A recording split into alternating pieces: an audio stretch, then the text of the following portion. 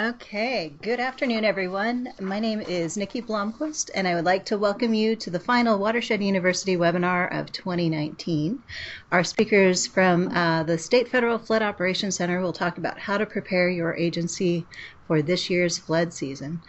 But first, this webinar series provides free educational opportunities for California professionals in floodplain management, emergency response, and related fields. It is a production of the California Silver Jackets team. The California Silver Jackets team brings together federal, state, regional, and local agencies to focus on the state's priorities for flood risk management. We work to improve coordination, collaboration, and communication among disaster response agencies at all levels of government before a disaster strikes to accelerate recovery afterwards. Today's webinar will begin with presentations from Cindy Matthews, a National Weather Service hydrologist in the Sacramento office, and Liz Bryson, Chief of the State Federal Flood Operations Branch.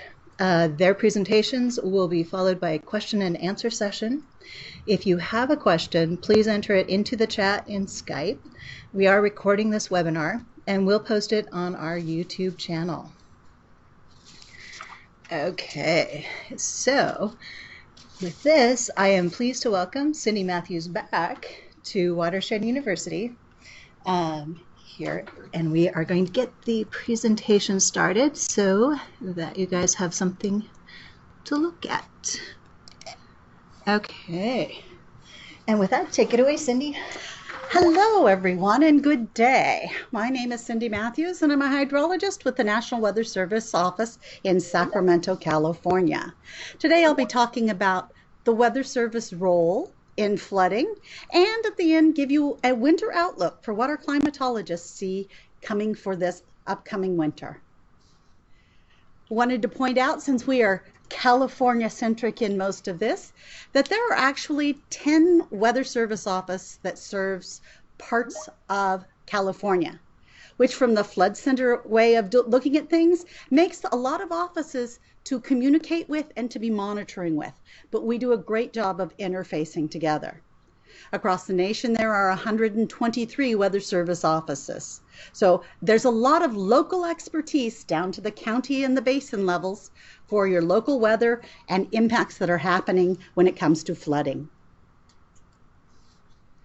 The National Weather Service's mission is the protection of life and property and the nation's commerce. And we do that with a variety of programs.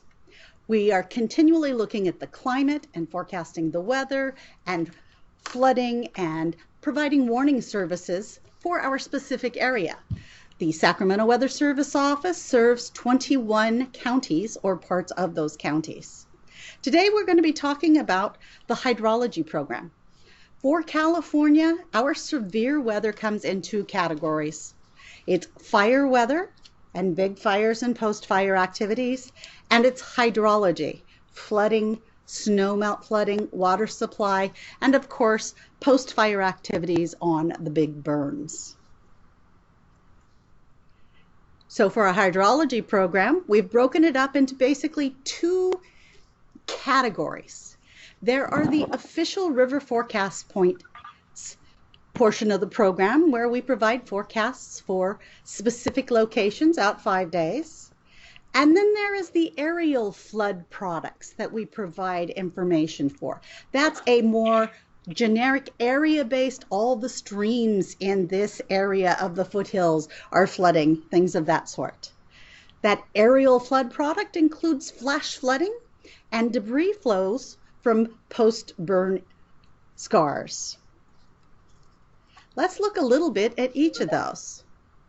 We're going to start with the official river forecast points. The easiest place in California to get your 5-day forecast for our official river forecast points is from the California-Nevada River Forecast Center's webpage. You can see the link at the top of the page there. When you log in, you get to the left-hand screen and you see a bunch of colored dots. Those dots are representing what's going to happen on the rivers at those locations for the next 5 days. If you click on one of the dots, you get the right-hand side of the screen. In this case, the Trinity River at Hoopa. Everything in blue is the last 5 days of what happened at that location. Everything to the right of the dark line is the forecast.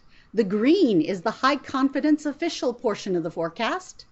And the magenta or bright pink is 4 more days of guidance. It's our best information based on what we know now, but we're not as confident about that because if the rain delays, that's not going to be exactly the same thing. Or if a thunderstorm parks over the basin on day 3, we can't forecast those thunderstorms.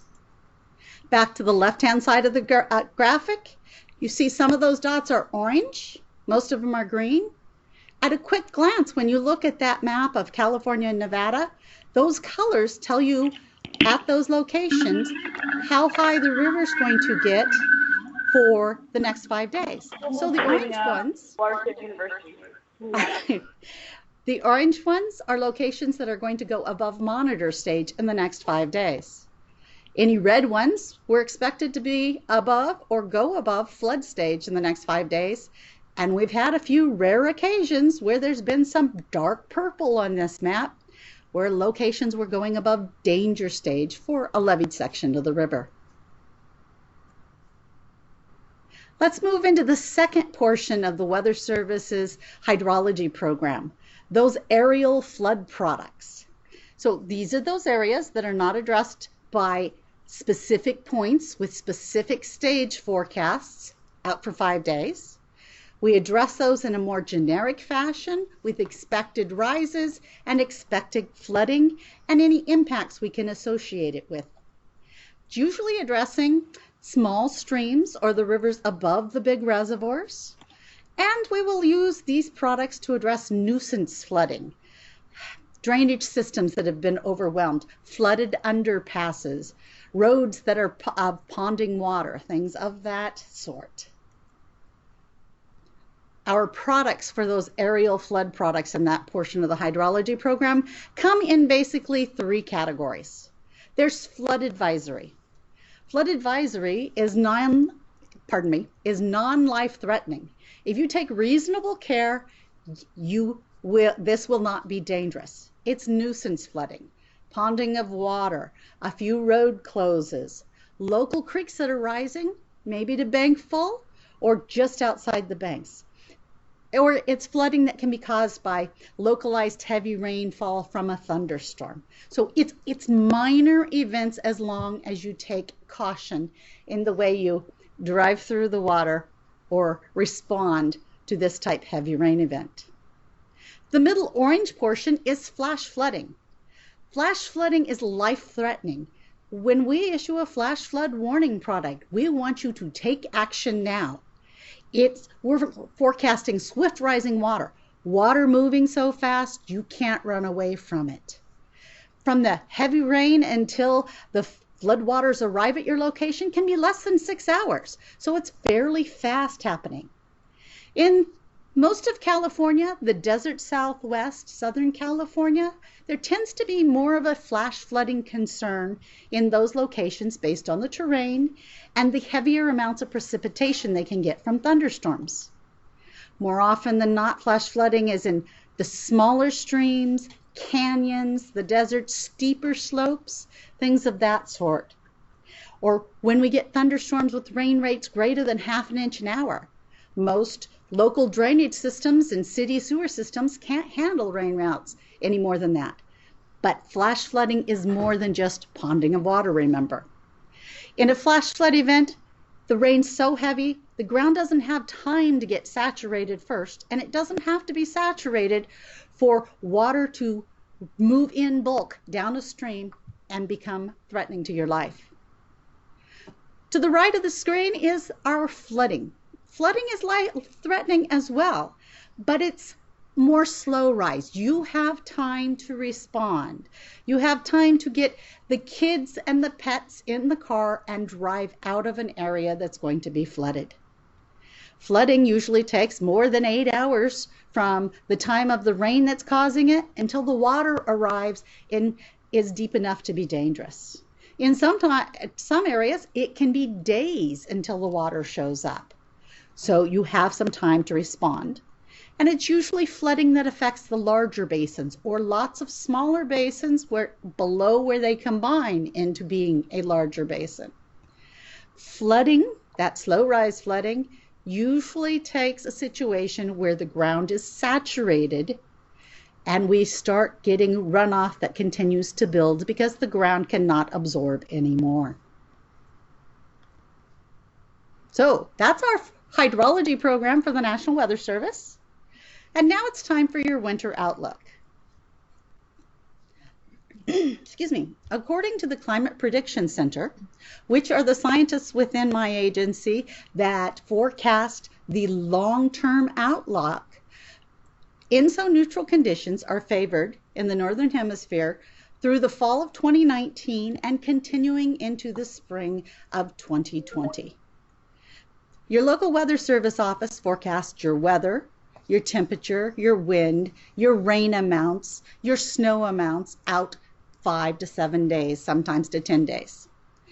Climate and the Climate Prediction Center look at the longer period, 14 to 20 days, 1 month, 3 months, a year in advance. It's a different science.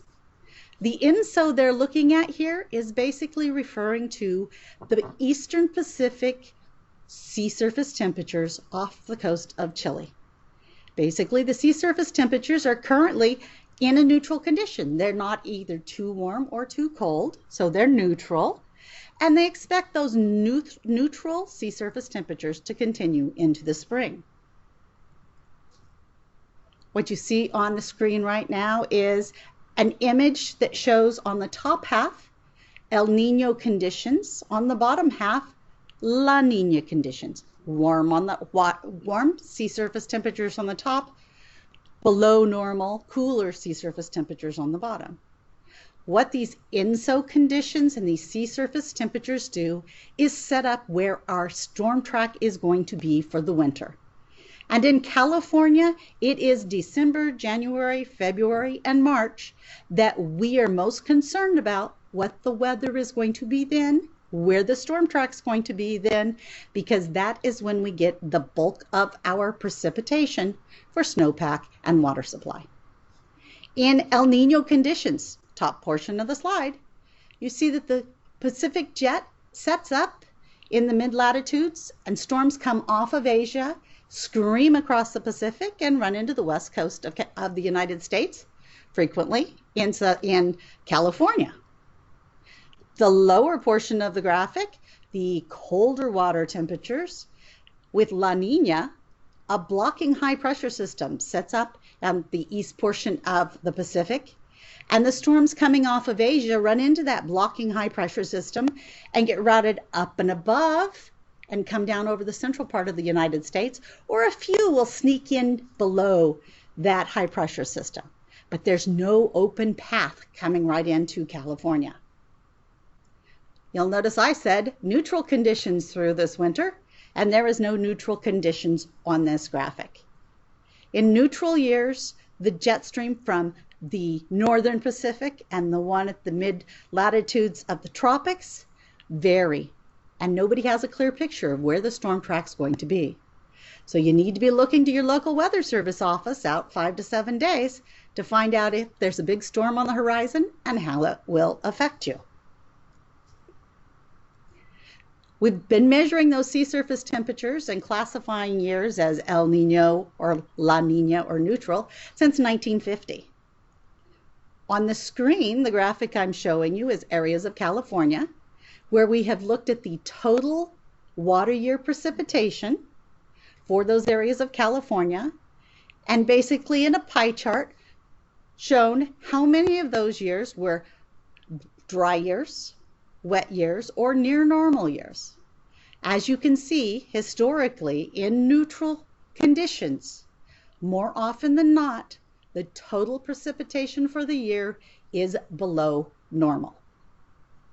This does not mean we're not going to have any flooding, because it's the individual storm that will cause the flooding. For example, January 1997, record flooding for Northern California, especially in the Central Valley. Huge flooding, lots of rain, but the total precipitation for the water year was below normal. It just all showed up in December and January of that year. And now here's your 3-month outlooks.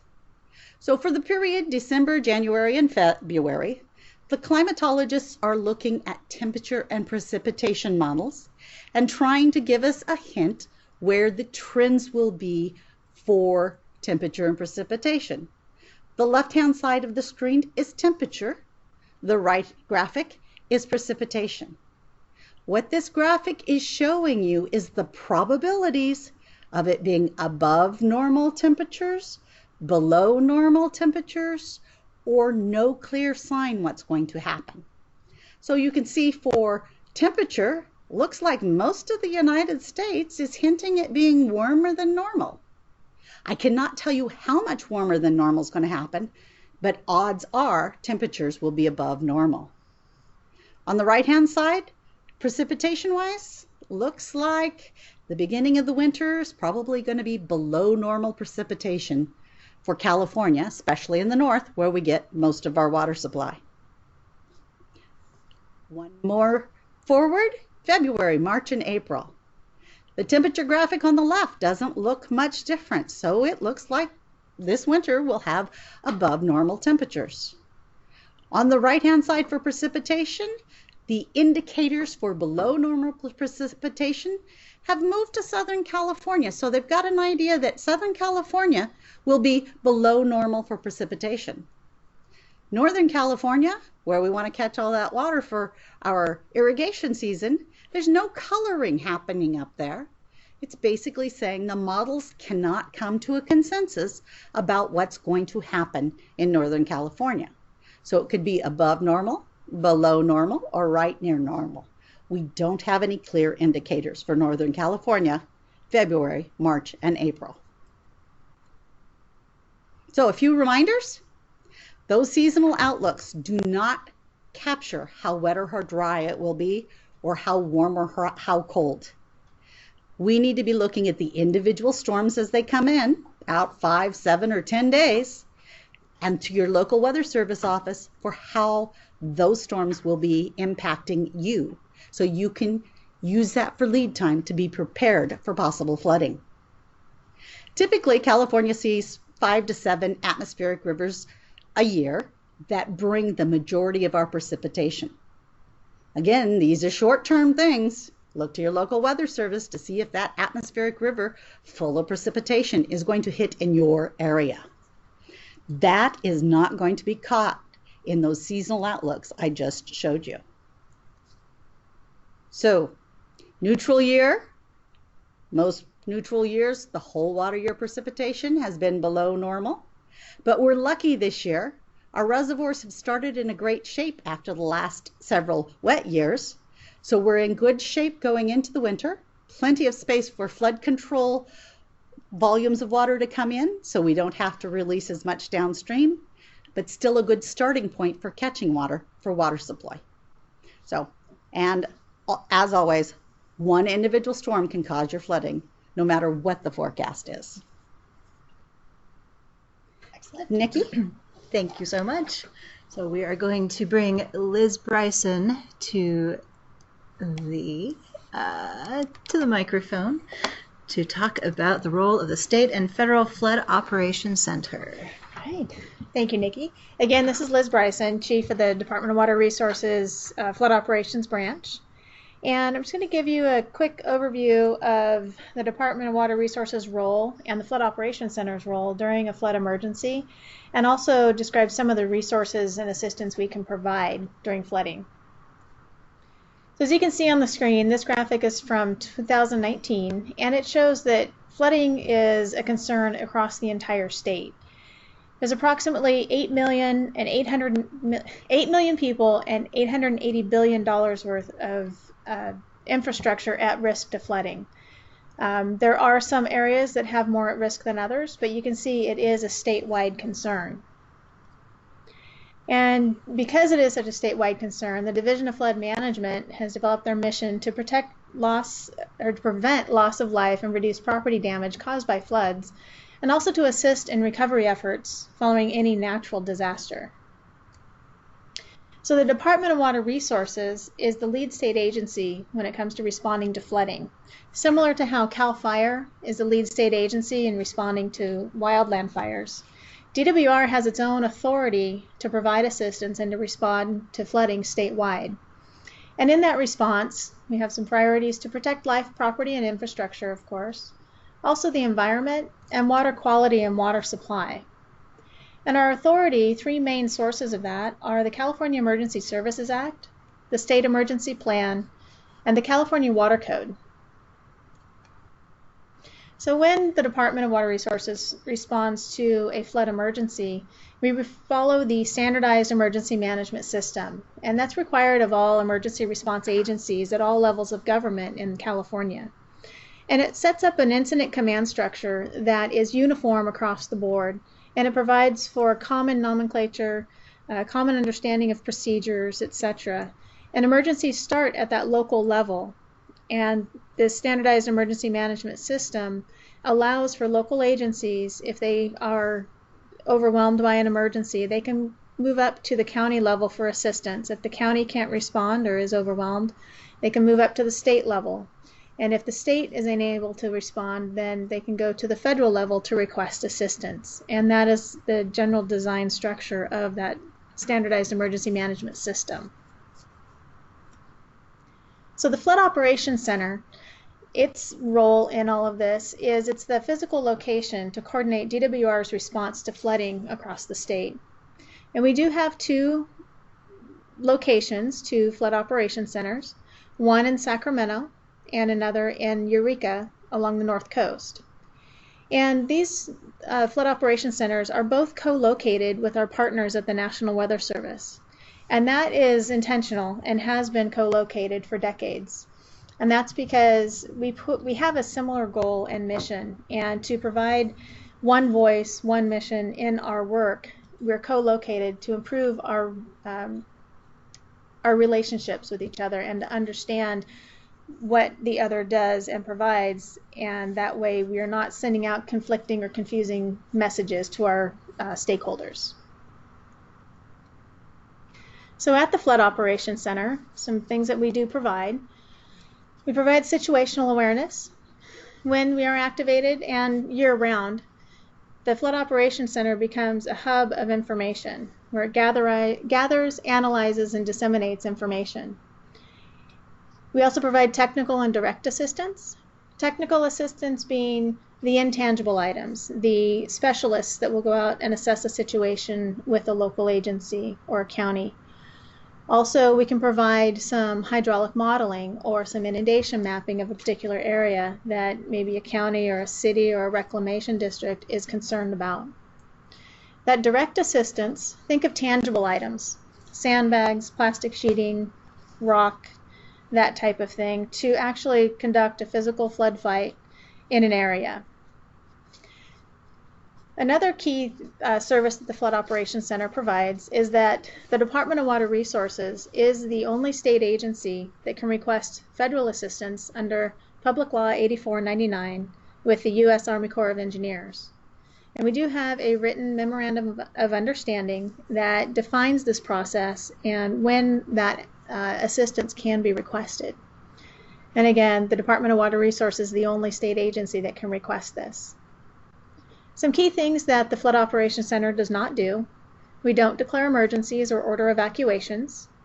We rely on the local agencies who have that authority and expertise to do those two things.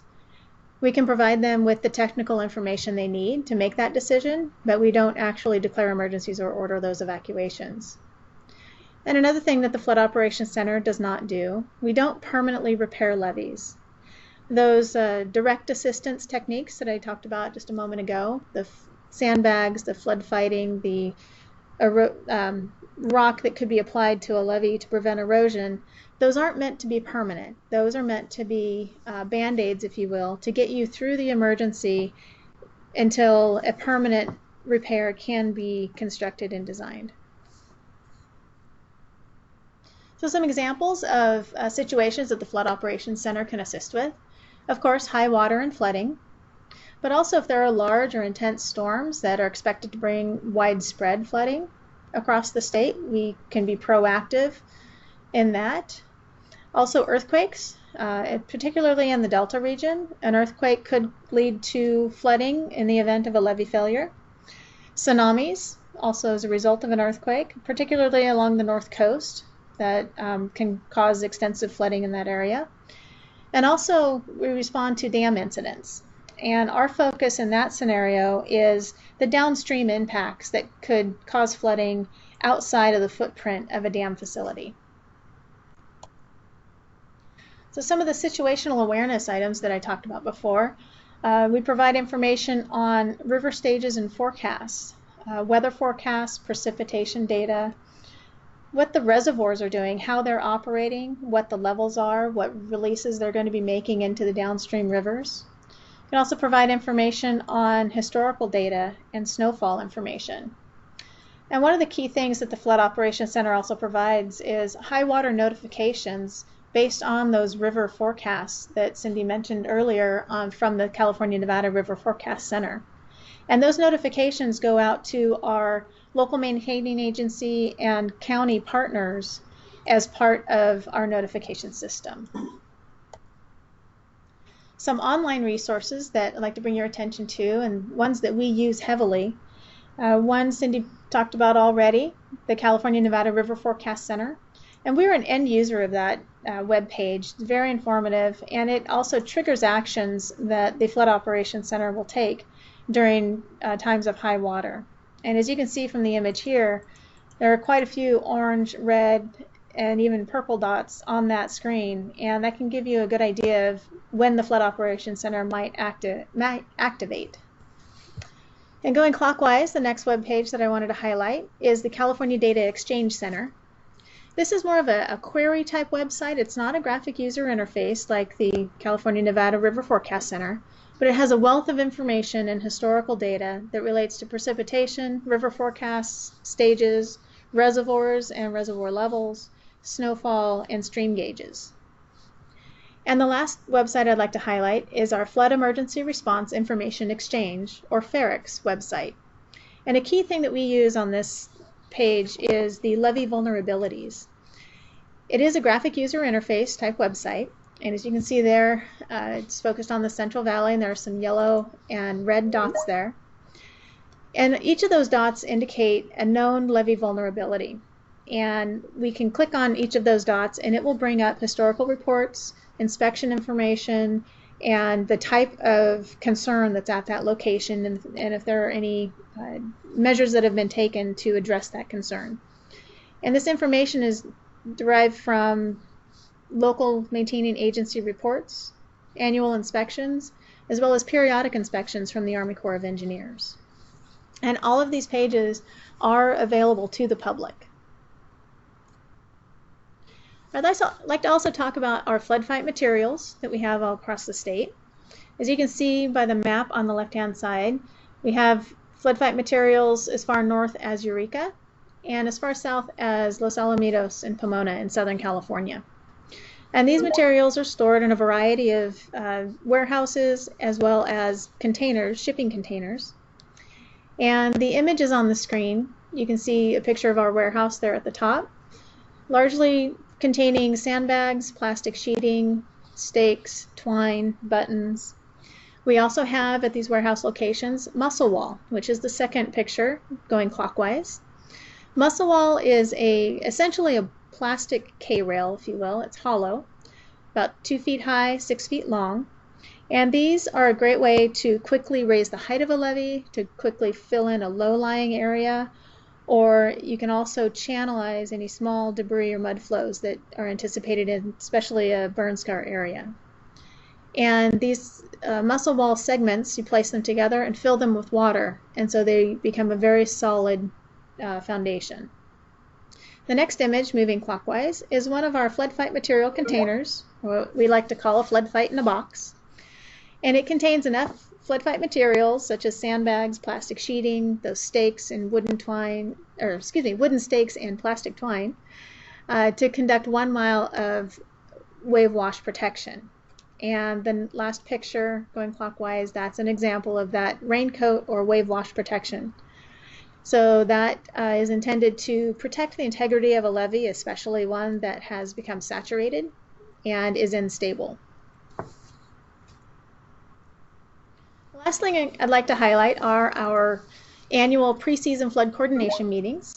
And we hold these across the state, typically 12 meetings each year in September and October.